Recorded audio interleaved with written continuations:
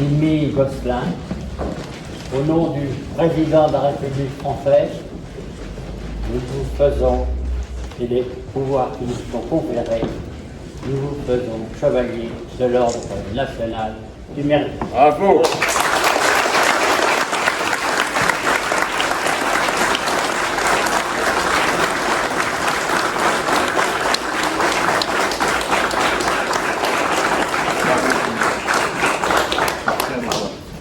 Cette distinction, je la dois à un travail mutualité entre deux associations signées Parole et Germinal pour la réalisation des masques transparents homologués. Cette action a été fortement soutenue par le département et la ville de Meaux. Pour cela, je remercie messieurs Bruno Buffière, Loïc Desplats, ainsi que toute l'équipe de l'atelier de couture de Germinal, le département et la mairie de Meaux. Merci à monsieur le maire pour votre accueil aujourd'hui, à la présence de ma famille municipale, à laquelle je suis tellement fière d'appartenir au sein de l'équipe Meaux pour tous, à mes collègues élus, aux agents qui se donnent pour mission quotidienne d'améliorer et de rendre plus belle la ville. J'adresse aussi mes remerciements au maire de Nanteuil, monsieur Régis Sarrazin, qui m'a soutenu dès le début de la création de l'association, tout comme la ville de Meaux. Un grand merci à ma famille, à mon mari, mes enfants, leurs conjoints, qui me soutiennent dans toutes mes actions. Vous êtes mon rocher, ma force, ma batterie, ma fierté. Et là, j'ai une très grande pensée à mes parents, à qui je dois tout. Je salue leur courage et leur détermination à nous offrir une vie meilleure, le courage de tout quitter, puis de tout recommencer. Et enfin, je rends hommage à une très belle dame que j'ai rencontrée à l'âge de 17 ans, la France. Je dois beaucoup à cette belle France qui était ma terre d'asile, qui m'a fait grandir dans la richesse, dans la diversité et surtout la liberté. Cette terre d'asile qui est devenue ma patrie. Je suis fière d'être française tout en gardant mes racines vietnamiennes et fière d'être membre de chaque famille que j'ai citée. Mon souhait, c'est de continuer tous avec vous, parce que tout seul, je peux avancer, mais ensemble, on pourra aller très loin. Bravo. Sachez que Timmy, je l'ai connue par le combat qu'elle mène, qui est un combat absolument exceptionnel pour accompagner ceux de nos compatriotes, tous âges et toutes générations confondues, qui sont malentendants. Elle a fait dans ce domaine un travail depuis des années absolument exceptionnel. Je pense par exemple à ce jour où tu es venu me voir avec un sourire jusqu'aux oreilles pour me dire « Écoute, Jean-François, je te montre une création du masque transparent pour les personnes sourdes et malentendantes. » C'était évidemment en plein Covid et où on se trouvait dans une situation où tout le monde était masqué et où donc évidemment pour les personnes qui étaient sourdes et malentendantes, ne pouvant pas lire sur les lèvres, se trouvaient dans une situation de dépendance absolument totale. Inutile de dire que dans ce contexte, j'ai évidemment tout fait pour alerter les autorités sanitaires. Christian Allard, qui est ici, je pense, je ne le vois pas, mais qui ne doit pas être loin, Christian, de la même manière, nous a relayés. On est allé à l'agence régionale de santé et qui a évidemment immédiatement homologué ce nouvel outil. Et avec l'association Germinal, des masques ont été confectionnés. C'est vrai aussi de la même manière que, et donc on a pu distribuer près d'1 millier de masques, enfin c'était une histoire extraordinaire. C'est vrai qu'au-delà de ça, tu es énormément investi dans une association qui s'appelle Signes et Parole, qui là aussi est formidable parce que son objectif n'est pas de s'adresser aux personnes sourdes ou malentendantes, c'est de s'adresser à tous les autres qui en réalité ne se rendent pas compte de tout ce qu'ils peuvent faire pour accompagner ceux qui ont ce handicap. Et dans ce domaine, nous nous sommes trouvés naturellement, d'abord parce que moi je suis extrêmement engagé sur ces questions et je rends hommage d'ailleurs à notre chère Laetitia Blais, que je crois avoir vue, voilà, qui est là, qui est en charge du handicap et qui évidemment suit tes travaux avec une très grande attention. Et donc, on a imaginé un certain nombre de choses que l'on pouvait faire ensemble. D'abord, traduire en langue des signes des messages délivrés par l'hôpital. Puis, et notamment, traduire les explications pour entrer à l'hôpital, les documents apportés pour l'admission, comment reconnaître un infirmier ou un brancardier, les consignes de sécurité. Tout autant de casse-têtes dont il fallait évidemment se sortir. En partenariat avec notre comité de prévention en matière de délinquance, tu as créé un guide de procédure sur les violences faites aux femmes, un guide unique en France. De la même manière, tu as fait un travail de formation pour les agents de la ville au langage des signes, pour permettre de communiquer plus facilement avec des habitants, mais aussi avec des collègues atteints de ce handicap.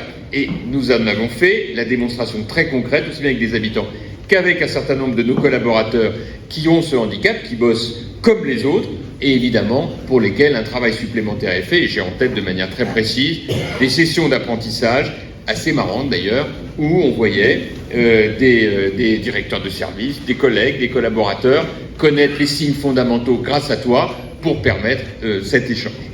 Et puis c'est vrai que tu t'es aussi lancé dans un autre défi. Je dis tout ça en 2 ans, hein, c'est-à-dire les 2 années du mandat. Un défi, mais alors là, mais génial. Moi, j'étais à fond pour, qui était avec Émilie Buff, qui est en charge de la citoyenneté, de toute la partie état civil, et Laetitia Blais, qui était de rendre accessibles les démarches administratives aux personnes sourdes et malentendantes. Alors ça, c'était mais génial. On était dans la salle Loup Blanche en bas, et il y avait tout un travail qui était fait. Ils ont tourné 35 mini-vidéos, 17 jours de tournage pour filmer toutes les vidéos. La ville, évidemment, a participé au financement de l'achat du matériel technique, les prompteurs, les éclairages, etc. Et, du coup, la ville de Meaux est la première ville en France qui propose l'utilisation de la langue des signes pour les démarches administratives. Tout ça, évidemment, ne te fait pas oublier ton engagement au Vietnam. Tu es très active dans 2 associations qui s'occupent pour l'une des orphelins et de l'autre, bien sûr, pour permettre aux enfants sourds de pouvoir aller à l'école. Et c'est vrai que tout ça, ça fait de toi une citoyenne engagée, courageuse, d'une détermination que j'ai rarement vue. L'histoire de Timmy Ngoc Gosselin, la vietnamienne. Ton histoire, Timmy, commence en 1960 au Vietnam, dans cette France asiatique d'antan. Ta jeunesse s'est bien passée et arrive ton adolescence. Voilà. Oui, ton adolescence écourtée par les drames qui vont commencer. Les Américains partent. Le régime du Viet Cong communiste s'installe. Elle a 15 ans. Son papa, homme d'affaires, homme politique, se cache comme marin-pêcheur au Cap Saint-Jacques en bordure de la mer de Chine. Il trouve un vétuste bateau de pêche de 7,50 m de long. Recherché par le nouveau pouvoir en place, les Viet Cong, ne le trouveront pas. Lui, il le répare, ce bateau, lui, l'ancien représentant du Vietnam à l'ONU, l'Organisation des Nations Unies. Le reste de sa famille vit à Saigon, chichement et sagement. Sa maman, courageuse, élève ses 7 enfants. Elle sait, elle, ce que son mari prépare. Son veuvage, théorique bien sûr, est au regard de tous. Elle est directrice d'école. Après 2 années, c'est alors le grand départ. Tous cachés sur le bateau, minutieusement préparé, 13 jours en mer, une terrible tempête, des vagues plus hautes que l'embarcation. Des pirates les arraisonnent, les terrorisent et leur prennent presque tout, mais les laissent en vie. L'effroi, la peur, le départ sans espoir de retour, l'abandon matériel de tout ce qui faisait leur vie antérieure. Voilà ce à quoi ils sont condamnés. Enfin, ils arrivent à Singapour. Boat People, que je traduirai en français par gens de rien sur un bateau de fortune, rejetés impitoyablement. Homo homini lupus, l'homme est un loup pour l'homme. Oui, les latins disaient cela, et c'est encore vrai.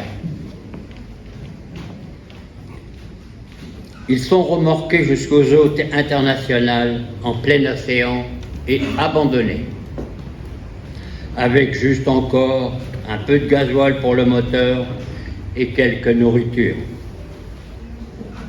Ils longent les côtes et arrivent finalement en Thaïlande, accueillis, si l'on peut dire, dans un camp de réfugiés international en bord de mer, mais toujours sur le bateau.